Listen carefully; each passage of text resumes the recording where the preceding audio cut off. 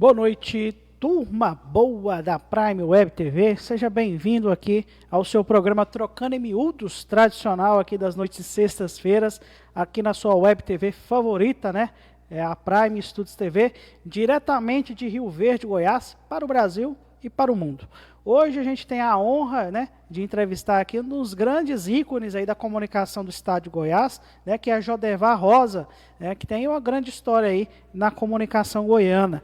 Você quer participar aqui também da nossa entrevista, você pode participar conosco aqui através das nossas redes sociais, que é também no Facebook da Prime Studios TV, no Instagram Prime Studios TV RV e também no YouTube Prime Studios TV, onde a gente também está fazendo essa transmissão nesse momento, tá certo? Então você pode mandar sua participação de qualquer plataforma, né? Porque somos multiplataforma, através do Face, Instagram ou YouTube, onde também, no momento oportuno, nessa entrevista, a gente fará aqui para a Jodevar Rosa, ele que é o âncora no Jornal da Boa Notícia, né? Da TV Pai Eterno, a rede Pai Eterno de comunicação. Então, Jodevar Rosa, muito boa noite, seja bem-vindo aqui à programação da Prime, boa noite. Olha, boa noite para você, boa noite para todo mundo, legal, fiquei muito feliz em receber esse convite seu para participar aqui do Trocando em Miúdos, e é claro, nós vamos trocar em miúdos tudo que você quiser saber. Hoje, o que você perguntar, nós vamos responder dessa carreira toda aí, que realmente eu considero uma carreira super legal, fazer jornalismo é muito bom, e você sabe disso, você está no ramo, não é à toa. Então, grande abraço para vocês, vamos embora! Tá certo. Pois é, Jodevar Rosa, ele mistura, né, com a infância da gente, porque eu acompanhei o Jodevar Rosa, né, eu não é te chamando de velho não, Jodevar, mas é eu que tô ficando velho. Mas eu lembro de você na Serra Dourada, lá quando começou, e recentemente, foi na quarta-feira, fez 25 anos que o Cid Moreira passou o bastão para o William Bonner no comando do Jornal Nacional. E aí eu também vendo matérias para me preparar para essa entrevista aqui, vendo que você, só de TV Serra Dourada, você tinha 29 anos pela TV Serra Dourada, né? Como é que despertou, né, essa vocação por comunicar e essa veia para o jornalismo em você? Ô Bruno, cara, eu nunca tive aquele sonho de ser jornalista. Desde criança eu sonhava com isso, nunca. Pelo contrário, até porque, imagine só uma situação de um cidadão que não tinha televisão em casa até os 18 anos, não tinha energia elétrica, não tinha telefone celular, não tinha nenhum veículo, que morava na roça e o pai era lavrador, não era dono de fazenda. Então, assim, a minha infância e adolescência não tinha nada a ver com comunicação. A única comunicação que eu tinha era um radinho AM, né, porque eu sou mais antigo, naquela época só tinha rádio AM. Então, eu não tinha nem imaginava na minha vida ser jornalista, principalmente de televisão, nunca. E aí eu estava fazendo ciências contábeis na cidade de Anápolis, eu saía de Jaraguá de ônibus para lá todos os dias à noite e paguei minha matrícula capinando arroz. Então, assim, eu não imaginava nunca, no máximo montar um escritório de contabilidade em Jaraguá e seguir a vida. Até que um primo meu que morava em Goiânia falou, olha, por que você não muda para Goiânia? Você sempre quis fazer direito, e aí você pode fazer direito, você mora lá em casa, tal, aquele negócio todo. Não tinha a mínima condição de morar aqui, não tinha grana para isso, né? E eu vim realmente para cá e falei, vou fazer vestibular para direito. Quando faltavam 6 meses para eu fazer o vestibular, eu vi um repórter na televisão, eu sempre gostei de assistir televisão, assistia na casa dos vizinhos. E aí eu falei, poxa vida, deve ser super legal ser jornalista de televisão, vou fazer. E aí eu fiz, só que aí, na verdade, eu fiz vestibular para Direito e para Jornalismo, fiz os 2 cursos, eu sou formado em Direito, sou formado em Jornalismo, e aí eu optei pela televisão. E aí foi a minha paixão, né? Eu nunca trabalhei em jornal, eu já trabalhei em rádio, né? Fiz muito tempo de rádio, mas a minha vida, 31 anos de profissão de jornalista, foi como repórter, apresentador, ou seja, na TV. Então, daí a coisa começou. Tá certo, né? Essa noite de hoje a gente está conversando com o Jodevar Rosa, né? Ele que é o âncora do jornal Boa Notícia lá da Rede Pai Eterno de televisão. Você tá gostando, tá curtindo? Eu preciso do seu like, eu preciso que você também comente e compartilhe. Ajude a programação da Prime a continuar a crescer cada vez mais. Mas Jodevar Rosa também um dos fatos que te despontou aí para o cenário da comunicação foi aquele sequestro do cantor Wellington Camargo, né, que é irmão também da dupla Zezé de Camargo e Luciano. E você teve, de certa forma, envolvida nessa trama, foi envolvido, né, nessa trama. E umas coisas que marcou, se a gente for falar do jornalista, do trabalho do jornalista, com certeza pegar aquele trecho que você enrola o microfone no rodo e entrega para o Wellington lá na janela, lá naquele, não sei que andar que ele estava no hospital. Ali é um trabalho de um jornalista assim, que não perde a oportunidade de ter uma exclusividade, de levar a notícia para quem estava acompanhando aquele momento ali, o Domingo Legal naquele domingo, como eu estava acompanhando, como eu assisti aquilo ali, comandado pelo saudoso Gugu Liberato, né? É um programa que sempre marcou a vida mesmo, quem viveu a década de 90, né? Acompanhou sempre o SBT e principalmente a programação de domingo. Como é que foi aquilo ali para você ali, aquele momento do microfone e do rodo? E depois a gente vai falar um pouco mais do sequestro, como é que você foi parar nesse maré de gato aí? Olha, você tocou num assunto que para mim é o melhor momento da minha carreira jornalística, sabe? Então, é importante a gente, antes de falar do Rodinho, porque hoje, por exemplo, hoje a televisão permite muito mais coisas, você pode fazer um montão de outras coisas. Naquela época, não. Isso foi em 2000, né? Naquela época a televisão era muito mais fechada, muito mais sisuda, então qualquer coisa que você fizesse que fugisse daquele chamado padrão, realmente era complicado. Mas o grande negócio naquele momento era entrevistar o Wellington Camargo, que estava no segundo andar da clínica Amparo, aqui em Goiânia. Ninguém deixava entrar.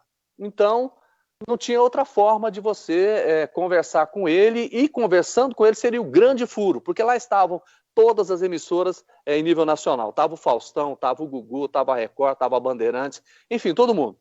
E aí, o seu Francisco aparecia muito na janela, e eu conhecia ele pela cobertura em si. E eu conversei com ele, falei, seu Francisco, se eu entregar o microfone para o senhor passa para o Wellington, e se o senhor passando o microfone, coloca no SBT, se já não tiver, porque o Gugu vai entrevistar ele ao vivo. Bom, aí eu consegui 2 rodos, eu falei, a única forma é levar o microfone até lá. De que forma? Não tinha como, né? Peguei 2 rodos, emendei com fita ali, coloquei o microfone na ponta e liguei para São Paulo e falei, olha, vocês podem me chamar e atenção, nós vamos fazer um negócio diferente. Quando eu entregar o microfone lá, começa a entrevista. Aí entramos ao vivo. Aí, primeiro aquela imagem estranha, 2 rodos e o microfone enrolado, né? Aí entrei ao vivo, todas as outras emissoras ficaram olhando, né? Eu peguei aquele microfone, cheguei lá de baixo e levei até lá em cima. E falei para o seu Francisco, entrega para o Wellington que está ao vivo no Gugu. Aí ele pegou, passou o microfone para o Wellington, e assim a gente fez a primeira entrevista com o Wellington Camargo via esse rodo. Olha, esse rodo foi tão importante, porque nesse dia o Gugu bateu a Globo, que na época era a principal concorrente, com uma diferença muito grande, muito grande. E aí a revista Veja soltou na próxima semana com a seguinte manchete, o esporte do Gugu é bater no Faustão. E aí estavam 4 grandes reportagens da história do Gugu, e uma delas era o Rodinho. Então o rodo foi um improviso que a gente fez para conseguir uma informação. E é isso que a gente tem que ter como jornalista. Se você usar meios legais, não interessa se a imagem vai estar estranha, não, mas a informação naquele momento era mais importante, e aí realmente o Rodinho fez a diferença, viu, Bruno? E como é que foi a repercussão lá em São Paulo com essa atitude sua? Depois que você terminou a entrevista, como é que foi o departamento de jornalismo do SBT com o Jodevar Rosa? Olha, foi muito interessante, porque aí a gente passou a ter uma imagem muito mais respeitada no SBT. O Gugu ligava, tanto é que depois ele voltou aqui para visitar com o Wellington, o Cativeiro, e ele já ligou de São Paulo, quero o Jodevar lá, tá? Aí eu fui receber ele, quando ele chegou, desceu do avião, e perguntou, cadê o Jordevar, tal? Então, assim, foi um fato muito marcante. Até hoje, quando a gente fala em grandes coberturas lá no SBT, eles lembram do rodo. A palavra rodo ficou como uma marca do Jordevar em termos de cobertura jornalística. E foi fantástico, a gente fazia encontros no SBT, eles davam como exemplo, olha, gente, se você tiver um fato muito importante, faça o seguinte, use a criatividade para conseguir essa informação. E dava o exemplo do rodo, o exemplo que a gente fez aqui em Goiás. Então, assim, e as pessoas, assim como você, né? Você, quando postou, fez aquela arte para a gente fazer essa live, você usou essa expressão, né? O rodo que transformou a vida e a carreira de um jornalista, e me transformou mesmo. Para mim foi, assim, fantástico. Inclusive, antes a gente já estava com uma cobertura muito intensa, né, do sequestro, que aí, somado tudo isso, deu realmente uma repercussão muito grande. Tá certo, essas são as histórias de Jordevar Rosa aqui no programa Trocando em Miúdos com Bruno Marques, nessa noite de sexta-feira. Mas Jordevar, como é que você foi parar nesse caso aí do Wellington Camargo? Como é que você começou aí a ser esse elo entre os sequestradores e a polícia? Olha, parece que Deus coloca as coisas nas horas certas na mão da gente. Teve um momento em que meu diretor de jornalismo falou assim, olha, você agora vai sair sem pauta. Você vai se virar na rua. Onde você achar a matéria, você vai para a delegacia, vai para qualquer lugar. Eu quero ver a sua criatividade, porque normalmente televisão todo mundo sai com pauta, horário marcado, aquele negócio todo. Bom, no meu caso tinha mais ou menos uns 10 dias que eu estava solto fazendo matéria à vontade. Quando eu levantei cedo, a primeira informação que tinha sequestrado o irmão do Zezé. Aí eu peguei o carro, vamos para lá, agora. Quando nós chegamos, uma menininha de uns 10 anos falou assim, pediram 5 milhões de reais de resgate. Só que estava muito, aí eu olhei assim e falei, será? Aí tá, fui lá, olhamos, estava num barracão de Telha Eternite, aquilo repercutiu muito em nível nacional, porque o irmão do Zezé de Camargo e do Luciano, cantores tão famosos, né, estavam morando num lugar daquele. E isso foi motivo tal. Bom, nesse momento eu entrei para fazer a cobertura do sequestro do Wellington. Pela fama dos irmãos, eu fiquei desde o primeiro dia até a libertação do Wellington todos os dias. Isso, Natal, Ano Novo, sábado, domingo, eu não tinha folga. Eu ficava todos os dias entrando no Jornal do Meio-Dia, no Jornal Serra Dourada e no SBT. Então as matérias também da cobertura eram feitas por mim. Então eu acompanhei todos os dias do sequestro. Meu Deus, é interessante. Mas a questão também, houve o corte da orelha do Wellington, e isso foi entregue nos jardins da TV Serra Dourada, direcionada para o Jordevar Rosa. Como é que você chegou, Jordevar, vendo aquela embalagem ali, você já estava envolvido naquela trama, você teve coragem de abrir, você pediu para a polícia abrir, como é que foi aquela situação? Ô Bruno, posso contar uma história um pouquinho antes disso? Pode Porque sim. Essa história é muito interessante, mas tem uma coisa antes que a gente vai acabar chegando nisso. Então, quem está acompanhando a gente aqui no Trocando em Miúdos, daqui a pouquinho eu vou falar para você de como um pedaço da orelha do Wellington Camargo foi parar na porta da televisão no meu nome. Daqui a pouquinho. Olha, eu fazia uma cobertura tão intensa, e eu fazia a cobertura de manhã, e voltava à noite para apresentar o Jornal da Noite. E 18 horas uma pessoa me ligava. Olha, eu sou da quadrilha, mas eu estou insatisfeito, eu quero entregar os caras, tenho informações muito importantes e tal. Aí pedi para ele passar e falava, não, amanhã eu te ligo e passo mais alguma coisa. Todos os dias ele ligava, passava alguma coisa. Só que quando ele passava as informações, tinha muito sentido. Tinha muito sentido. Então aí a gente começou a ficar preocupado, aí avisamos a direção da emissora, que avisou a Polícia Federal, e a Polícia Federal entrou no caso, foi lá e grampeou tudo. Passou a investigar o caso e me orientava para ver se ele caía em contradição, se ele tinha uma informação, e assim foi. E ele tinha muita informação que a polícia começou a ficar preocupada. Descobriu-se então que ele era do interior de São Paulo. E o interior de São Paulo era o local em que a polícia estava investigando por conta dos grupos de sequestradores que agiam muito em São Paulo, especialmente em algumas regiões do interior de São Paulo. Aí até brinquei com o policial, falei, cara, se realmente essa pessoa fizer parte, realmente eu vou estar com muita dificuldade, porque ele vai me identificar, vai saber que realmente não tem condição aliás, deixa eu só fazer, tem gente aqui me perguntando aqui, como é que ela faz para acessar? Está no Instagram então, né? Vamos repetir? Isso, está no Instagram, Prime Studios TV RV, ou no Facebook também. Prime Studio TV RV, isso. No Instagram. Isso, legal. Estúdio é no inglês, tá? S-T-U-D-I, estúdio, tá?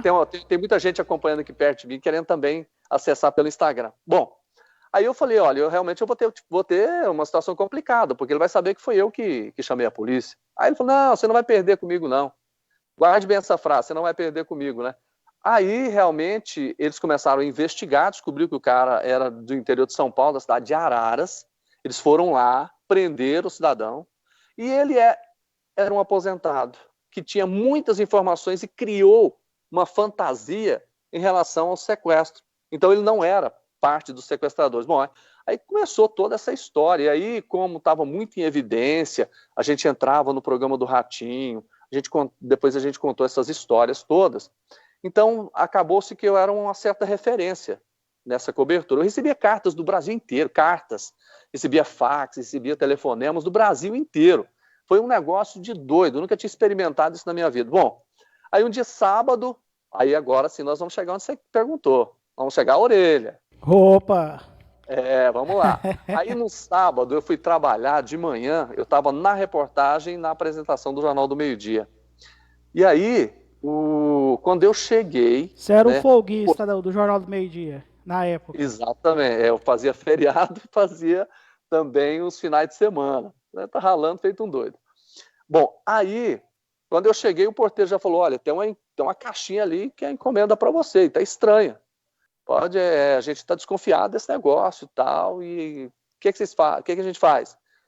Vamos chamar a polícia, porque pode ser a gente já estava com a situação na cobertura, então tudo que chegava a gente tinha muito cuidado, vamos chamar a polícia, pode ser que seja uma bomba, sei lá, qualquer coisa que seja, mas nunca pensávamos que ali teria uma orelha. Aí nós chamamos a polícia, veio a perícia técnica, veio o esquadrão antibomba, aquele negócio todo, pegou e abriu. Ele estava na Tupperware, assim, fechadinho, eles abriram, tinha um bilhete direcionado para mim e que eu passasse essa informação para o Ratinho. Guarde bem, Ratinho. Aí dentro estava a orelha, um pedaço de orelha ensanguentado, envolvido num pedaço de pano. Aí nós imaginamos, isso aqui é uma orelha. Só que a carta era muito clara. Ela falou, aqui está. Porque por que essa orelha foi encaminhada? Porque a família chegou num certo momento, depois de quase 3 meses, que eles queriam uma prova de vida. Falaram, vocês têm que mandar uma prova de vida, não tem como a gente negociar, não tem como a gente pagar o resgate se não tiver uma prova de vida.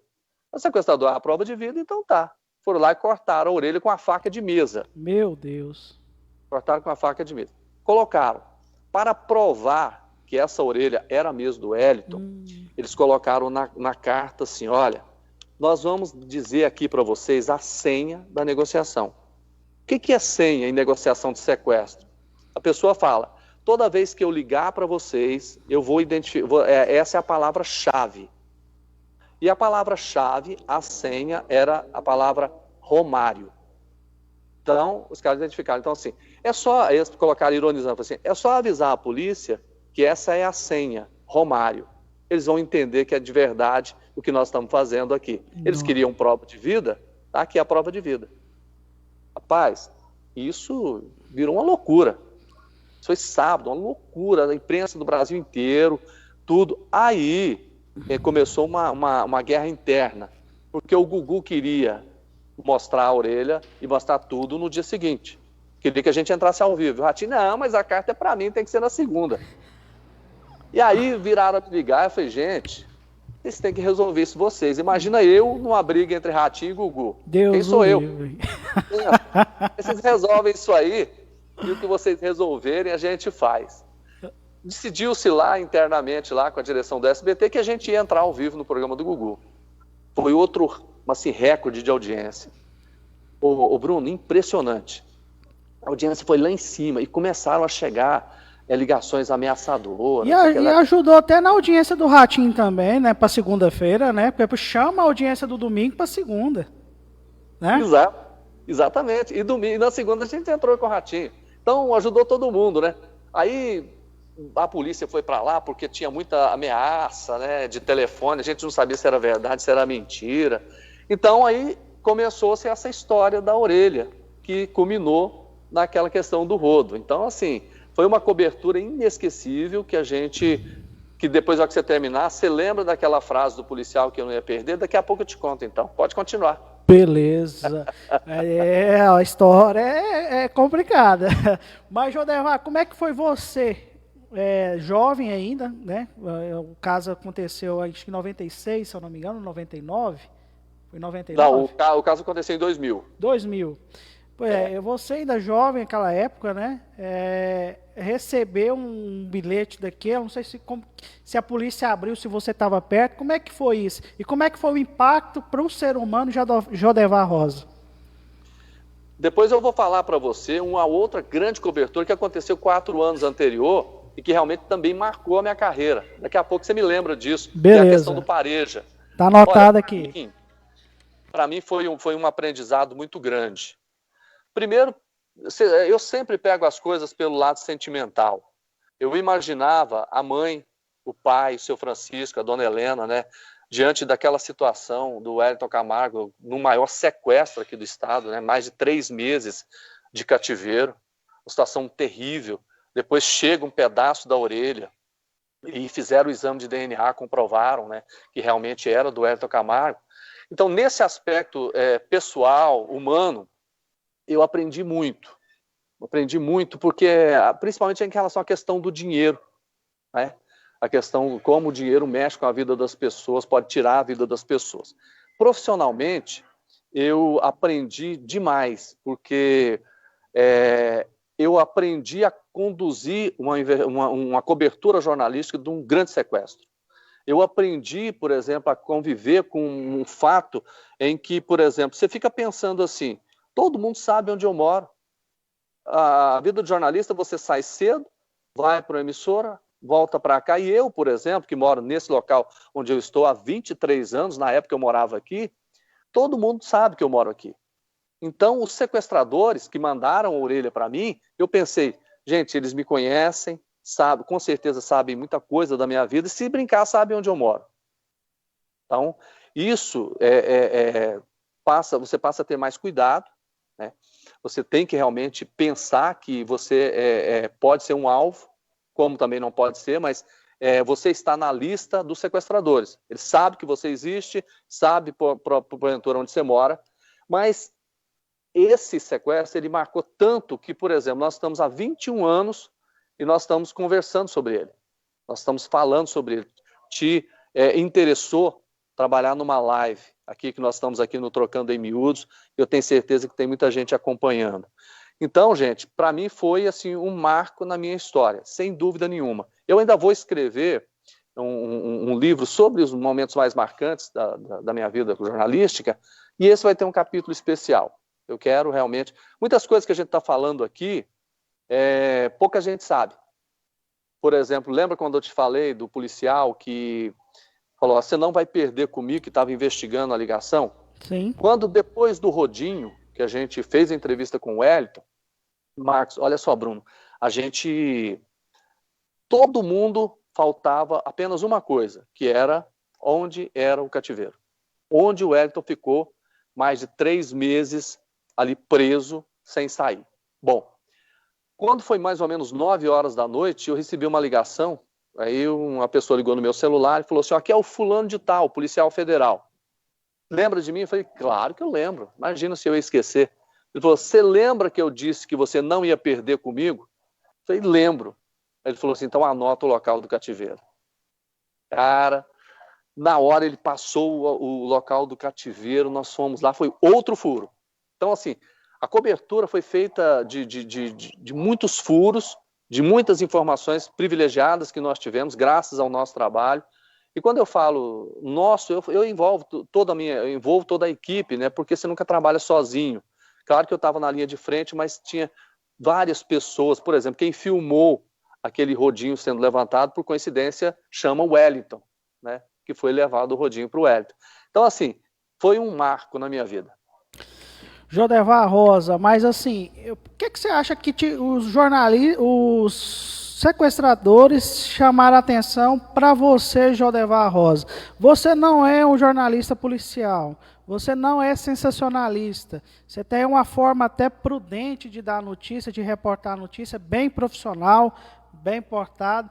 Por que será que esses bandidos, esses criminosos, acharam um caminho de procurar o Jodevar Rosa para estar noticiando esse sequestro aí? Por quê? O que você acha que te chamaram a atenção em você? Olha, na verdade, o que aconteceu, Bruno? A minha cobertura foi muito intensa. Então, ela era a cobertura no Jornal do Meio-Dia. A gente entrava praticamente assim, pelo menos 3 vezes por semana, ao vivo à noite no programa do Ratinho. Tinha uma audiência muito, muito grande. A gente entrava também no programa do Gugu. Então, em nível nacional, eu estava sendo visto com muita frequência. E eu sempre fui muito cuidadoso, porque nesse sequestro teve alguns fatos que a polícia usou a imprensa para enganar os sequestradores. E a gente não entrava muito nesses enganos, porque tinha muita gente que era sensacionalista e entrava. São 2 aspectos para você ter uma ideia. Uma vez colocaram um bilhetinho num vidrinho se não me engano, de azeitona, e aí teve uma emissora que chegou lá e criou o maior auê com esse negócio todo. A gente investigou, a gente tinha muitas fontes, descobrimos que aquilo lá não tinha muito a ver. Então a gente ia muito em cima das coisas que eram realmente mais seguras. Teve um momento em que a polícia estava com muitas informações, com certeza da região, mais ou menos, onde eles estavam, que é aqui na região da saída para Rio Verde, para onde você está. A polícia armou uma operação monstruosa com helicóptero, polícia civil, polícia militar, centenas de homens, e fez uma batida em Abadiânia. E uma emissora também chegou e falou assim, desvendado o sequestro, acabou o sequestro, a polícia descobriu onde é. E aí entraram ao vivo, só que a polícia fez isso exatamente para enganar os sequestradores. E fez tal, arrebentou casa, tal, chegou lá, não tinha nada. Então, a polícia tentou dizer para os sequestradores, falou assim, nós estamos perdidos e vocês estão na frente, quando na verdade era exatamente o contrário. Tanto é que quando eles pagaram o resgate, eles colocaram pela primeira vez, usado aqui no Brasil, que era uma tecnologia americana, eles colocaram chip nas notas que foram pagas. Eles pediram 5 milhões, mas acabaram saindo com menos de 500 mil. Só que aquilo foi colocado num chip, nas notas, e eles rastrearam, tanto é que eles recuperaram todo o dinheiro. Todos os sequestradores foram presos, hoje a maioria está morta, né, por questões de brigas internas em cadeia, por questões policiais. Então, nesse aspecto, isso foi fundamental para que os sequestradores vissem, eu acredito, né, que a cobertura estava sendo realmente ali. Histórias do Jodevar Rosa, né, o jornalista aqui do estado de Goiás. Hoje ele está na Rede Pai Eterno de televisão, né, no jornal Boa Notícia, ancorando, né, de segunda a sexta, né, Jodevar, meio-dia, né? Segunda a sábado, meio-dia e meia.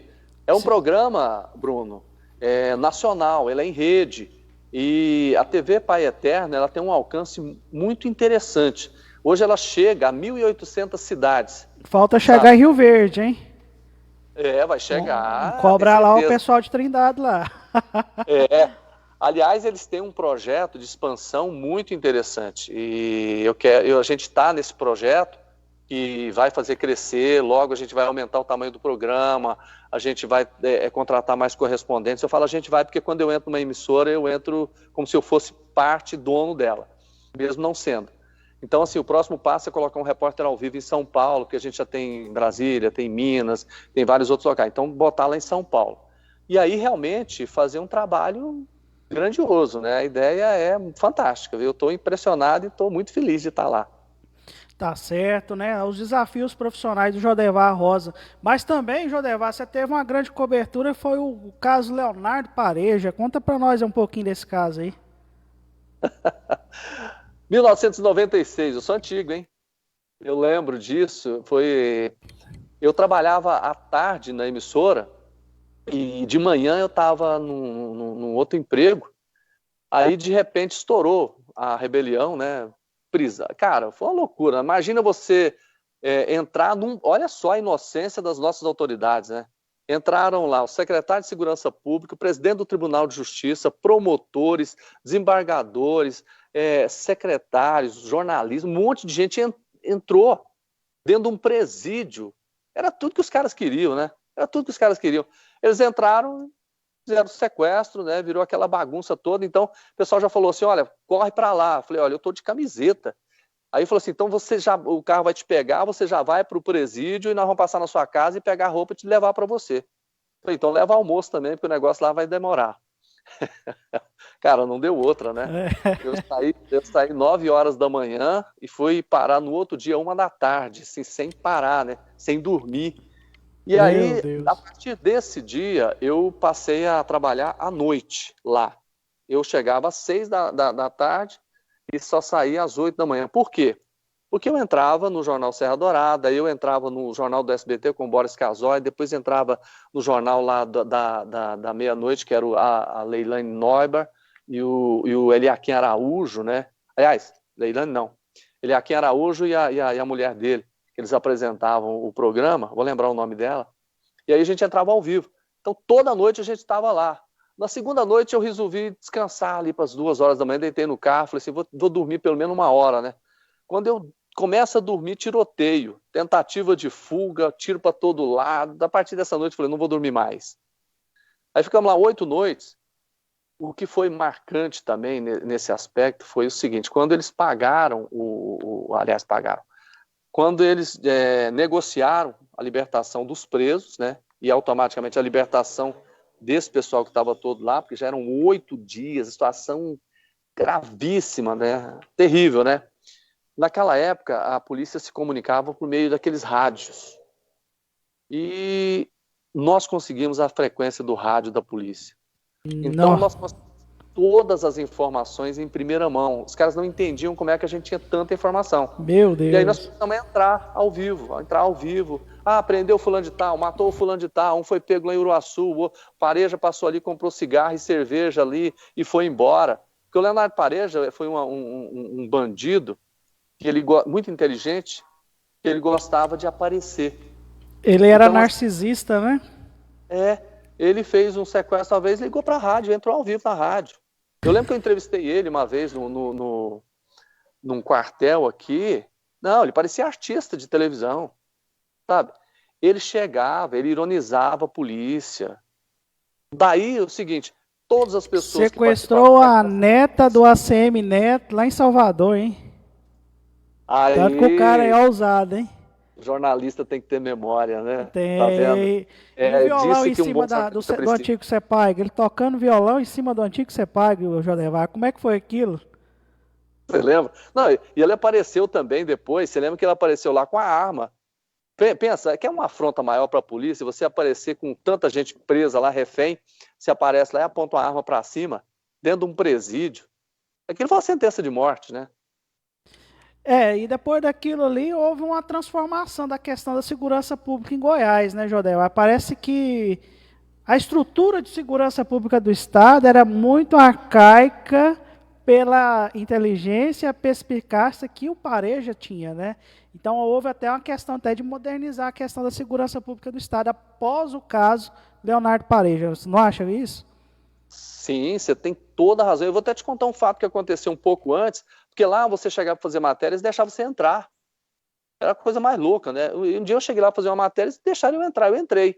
E aí era uma denúncia de que tinha havido tortura numa cela chamada 310, e aí os agentes prisionais estavam lá, né? Falou, só pode ir até aqui.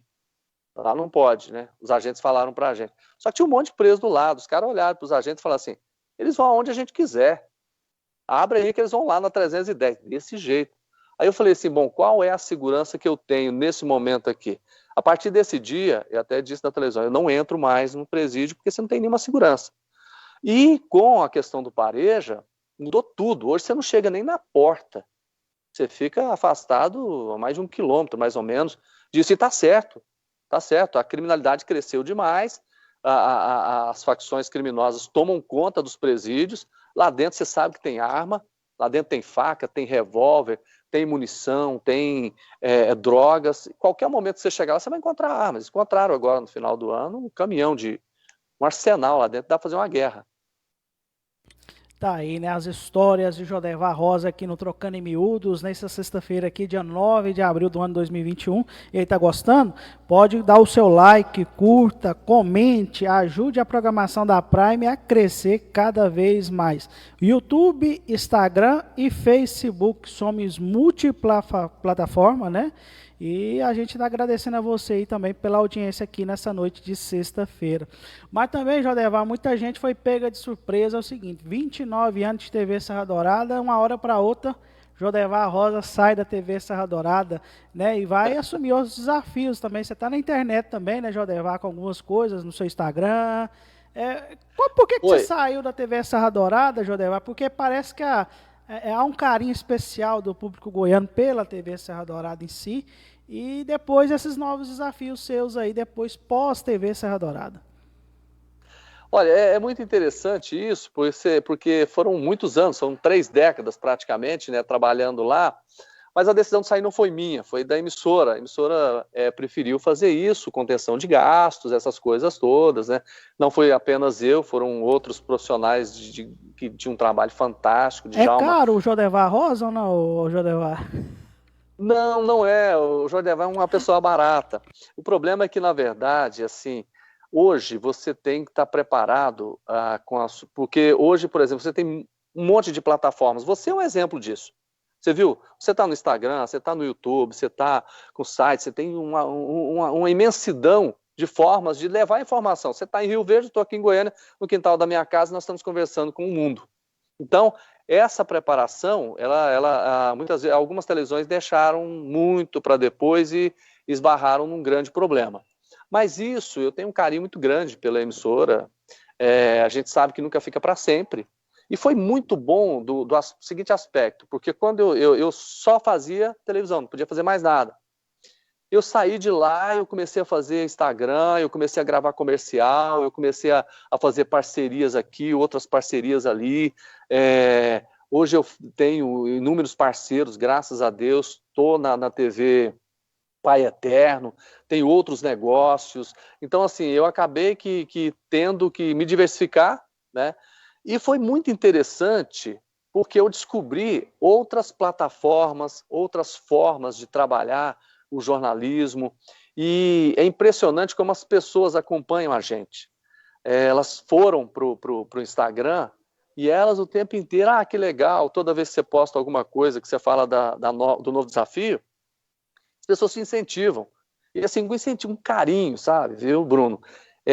Aquela coisa assim, desejando que Deus abençoe a nova trajetória, sabe? Isso foi muito legal e está sendo. Eu estou feliz na TV Pai Eterno com esse desafio, porque é um jornalismo diferente, não é aquele jornalismo cão que a gente fala, daquele factual muito de crime. Você coloca lá as coisas realmente que precisam ser colocadas, mas você tem sempre uma alternativa boa para que as pessoas possam ter um pouquinho de paz. Porque hoje, realmente, eu vou confessar, tá difícil você assistir alguns telejornais porque está muito pesado. Essa questão da pandemia está trazendo para a gente uma série de ensinamentos. Primeiro, que a gente pode trabalhar à distância. Segundo, que é preciso pensar que o dinheiro não é tudo. Porque hoje, se você, rico ou pobre, precisando de uma UTI, você não vai conseguir. Antes as pessoas pegavam um jatinho, iam para o Albert Einstein lá em São Paulo, para outros hospitais lá, e tinham tudo, a tempo e a hora, com a melhor tecnologia. Hoje não. Se você precisar de uma UTI hoje, você não vai ter. Então o dinheiro ele não é tudo na vida. O tempo, por exemplo, aquilo que a gente sempre... eu não tenho tempo, hoje a gente tem que ter tempo. Eu não posso... Entendeu? Então ela trouxe muitos ensinamentos que isso vão ficar para o resto da vida, inclusive jornalisticamente. Porque hoje a gente trabalha à distância, você com Skype, a boa parte das entrevistas hoje que as televisões fazem, ou é Skype, ou é de alguma outra forma, não é presencial mais, você já não está levando as pessoas no estúdio. Isso é um ensinamento fabuloso. Nós estamos realmente pelo lado ruim, que é da pandemia, mas aprendendo muitas outras coisas, né, Bruno? E a gente tem que se renovar sempre, né? Porque o acomodado também a onda leva, né? Então a gente não pode ficar muito acomodado, não. Mas, Jodevar, como é que você está avaliando hoje a questão aí também? Lógico, a gente tem as facilidades da internet, mas qualquer pessoa pode noticiar, qualquer pessoa pode reportar. Esse cuidado aí com a questão das fake news em internet, em rede social, como é que deve ser o cuidado do cidadão para que se nutre de boas informações? Porque eu vejo que a questão do Boa Notícia, do Jornal da Boa Notícia, né? Também não é questão de omitir as notícias ruins, mas também trazer essas notícias ruins de uma forma mais leve também, não é isso? Exatamente. Não tem essa de que notícia ruim não entra. Ela entra sim. Agora, você tocou num dos pontos mais graves da nossa sociedade hoje, que é a questão da mentira, né? Da forma como as pessoas estão recebendo essas fake news. Eu me lembro recentemente, eu recebi um vídeo de 7 minutos, né, de uma pessoa fazendo uma defesa, dizendo que a máscara não era importante. E explicava aquilo cientificamente, aquela coisa toda, tudo assim, convincente, um cara com a fala boa, aquela coisa toda. Bom, aí terminou, eu olhei e falei assim, mas de quem é esse vídeo?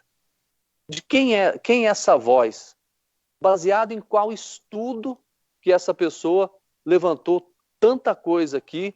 Ou seja, não comprovou-se nada e é uma mentira, porque a máscara é, sem dúvida nenhuma, uma das formas de você evitar, e a gente tem que usar. Hoje, se você não tem vacina, você tem algumas formas de evitar, usando máscara, evitando a aproximação de pessoas, fazendo a higienização das mãos, não aglomerando. Essas coisas assim são tradicionais, não tem como a gente fugir disso.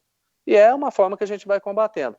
As fake news, o que me impressiona é o seguinte: muitas vezes, politicamente, porque hoje está muito polarizado, olha, eu não sou de esquerda e não sou de direita, vou deixar isso bem claro aqui. Mas o que acontece?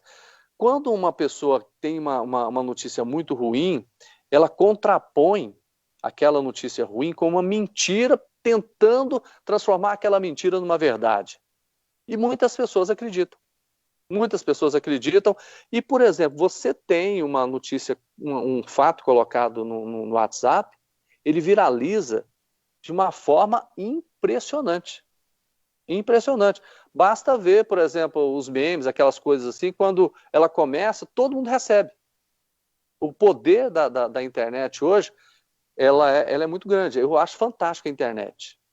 Lindo, maravilhoso, tanto é que ela marca a divisão, porque eu sou da época que não tinha internet e trabalho na época que tem internet. Eu sou da época que não tinha celular e que hoje tem. Eu sou da época que não tinha WhatsApp, não tinha rede social e hoje tem.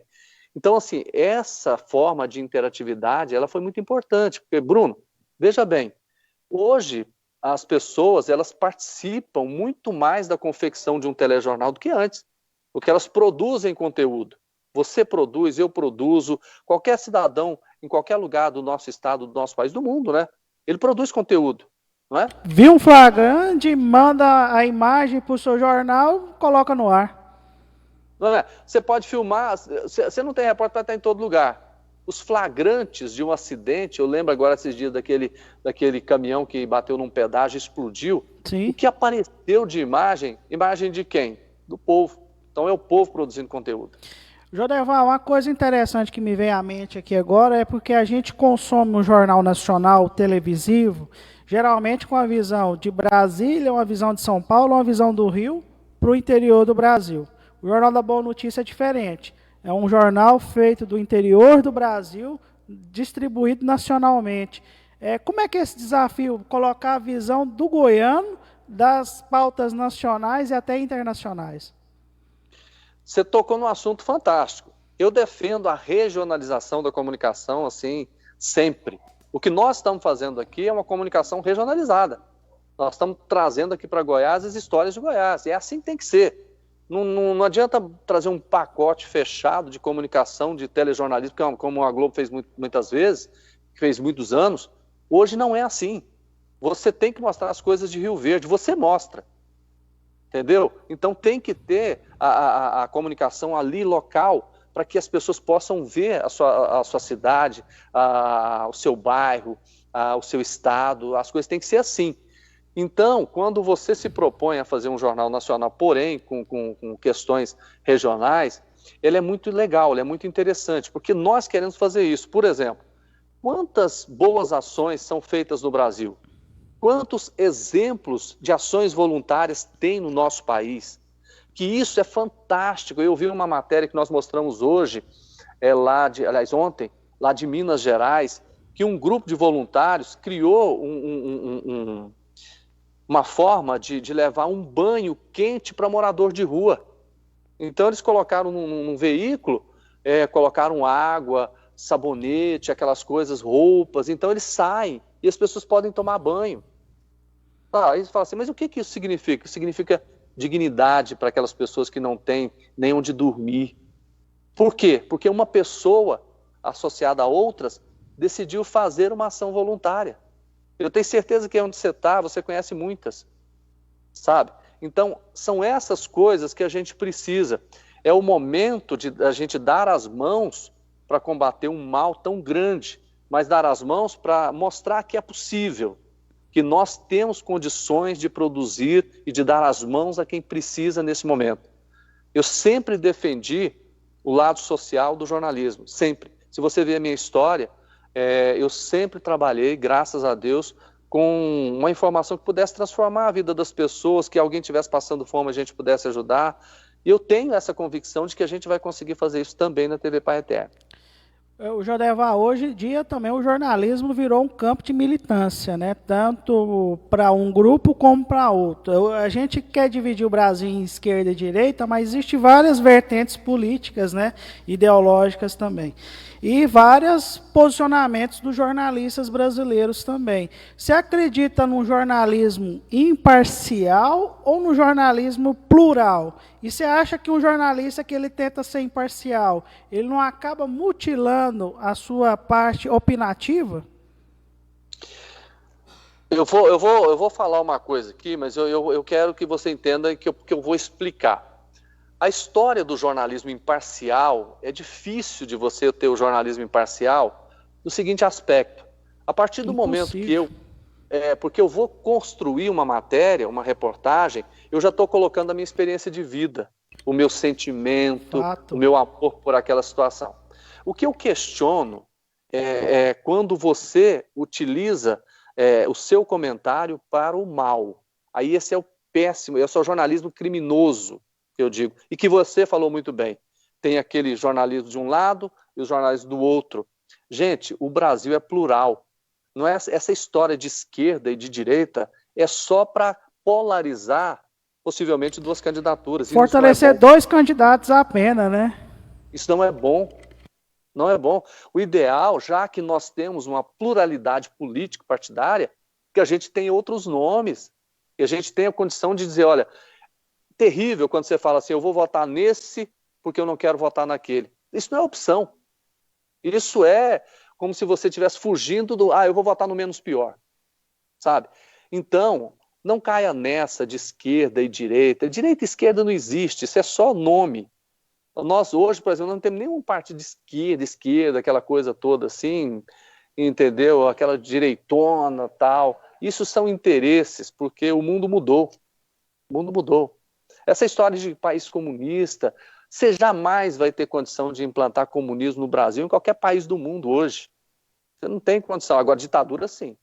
Ditadura tanto de esquerda quanto de direita. Aí você pode usar o termo, que é, por exemplo, nós temos... Quer coisa pior no mundo do que aqueles países do Oriente Médio, em que as mulheres são jogadas de lado, não tem nenhum poder de decisão, não participa de nada, e os caras têm poder de vida e morte? E a gente não sabe especificar se aquilo ali é uma ditadura de esquerda ou de direita, né?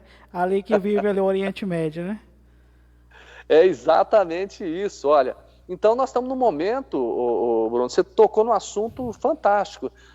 Olha, eu quero fazer um apelo para você mesmo. Primeiro, não aceite fake news, não aceite ser comandado por esse ou por aquele setor da sociedade política, entendeu? Faça o seu destino, descubra quem é bom, vote por você, vote pelo Brasil.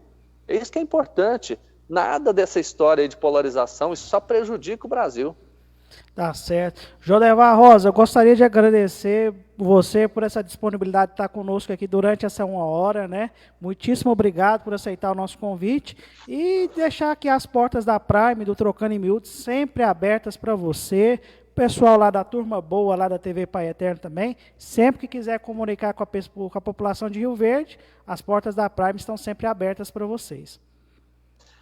Ô, Bruno, eu que quero agradecer. Por exemplo, eu acompanho você, quantas pessoas importantes você já levou para suas redes sociais, para os seus veículos de comunicação aí, eu sou mais um, mas assim, esse momento foi especial para mim, porque você está abrindo espaço para falar da minha vida, da minha carreira, tá? Você está abrindo espaço para falar bem de mim, isso não tem dinheiro que pague, né? Isso é muito importante, porque a coisa mais importante que a gente tem é o nome, é a carreira, é isso que você está construindo, que daqui uns dias também eu vou te entrevistar para você falar da sua carreira, não é?